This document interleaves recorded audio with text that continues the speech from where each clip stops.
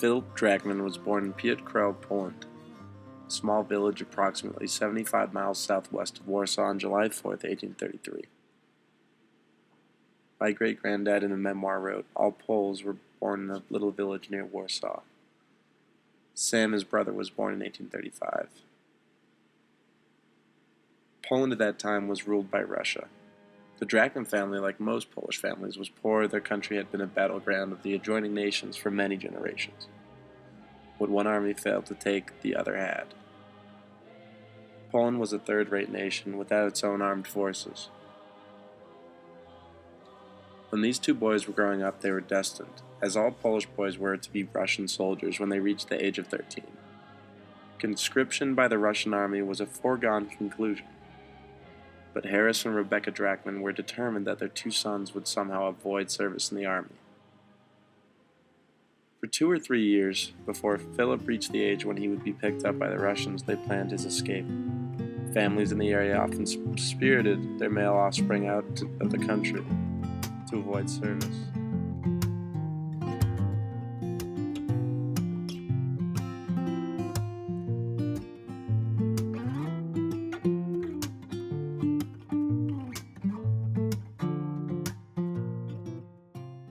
On August 26, 1827, Nicholas I issued his statute on conscription duty, making Jews in Russia liable to personal army service and canceling their prior privilege of providing money ransom instead of conscripts. He followed a policy consistent with the European enlightened monarchies, which sought to transform their Jews from a medieval corporate entity into useful subjects integrated into the society, with which Jews shared rights and obligations. Such was the pattern found in Austria under the reign of Joseph II, who subjected Jews to the state bureaucracy, imposed upon them an obligatory German-based education, significantly expanded their residential trade and economic rights, and drafted them into the army. Yet some differences between Jews and non-Jews applied. Most significantly, Jews are required to provide conscripts between the ages of 12 and 25, whereas for others the conscripts were between 18 and 35. This system betrayed the utilitarian agenda of the law to make Jews productive. The military had to draft those still susceptible to external influence. In addition to enduring legal complexities, Jews encountered a significant and ubiquitous discrepancy between the letter of the law and its implementation, characteristic of the Russian state administration. By the late 1840s and the early 1850s, when Philip and Sam were coming of age, the quota doubled for Russians and quadrupled for Jews. And especially during the Crimean War, which lasted between 1854 and 1855, Jewish communal leaders had long exhausted their pool of non-useful subjects. In order to fill the ever-growing quota, Kahal elders resorted to the help of capers, yid, catchers, Jews who caught their brethren of any age and of any status and handed them to conscription centers. In Jewish memory, the 3-year period of capers, 1852 to 1855, came to be conterminous with the entire conscription system of Nicholas I.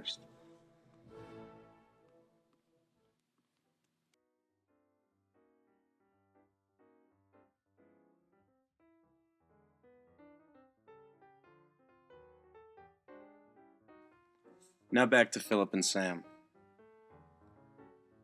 They had to find a way to escape, and the Drachman parents knew the perfect thing to do.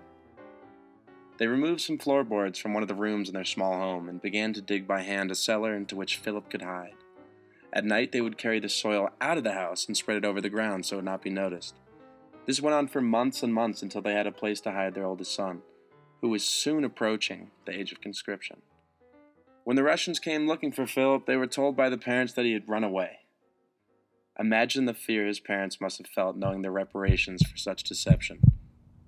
In fact, Philip was actually hiding in his cellar room where he lived, beneath the floor of his home, for many months while arrangements were made to send both Philip and Sam to England, and eventually on to the United States.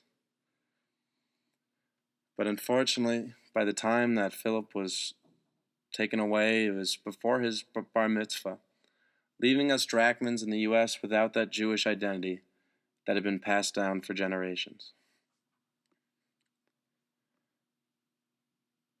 Philip had health problems most of his adult life, and he felt that they stemmed from the months he spent in the damp hole underneath his home. So now, how does this affect me in 2016 in Denver, Colorado, in Boston, Massachusetts? How does it affect me?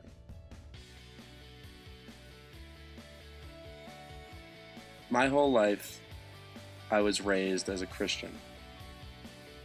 On my dad's side's Christian back 3 or 4 generations. But for some reason, my strong and proud Jewish roots were lost in translation. Where does this leave me? Although I don't think I'd still be practicing Judaism today if I were Jewish, due to the fact that I gave up on my Christian roots at a fairly young age, I wish I had the opportunity to experience that culture and that side of me that I never got to explore. The results are as I'm left without a religious identity. I'm neither Christian nor Jewish. I'm just existing. Who knows, maybe things would be different if I were Jewish.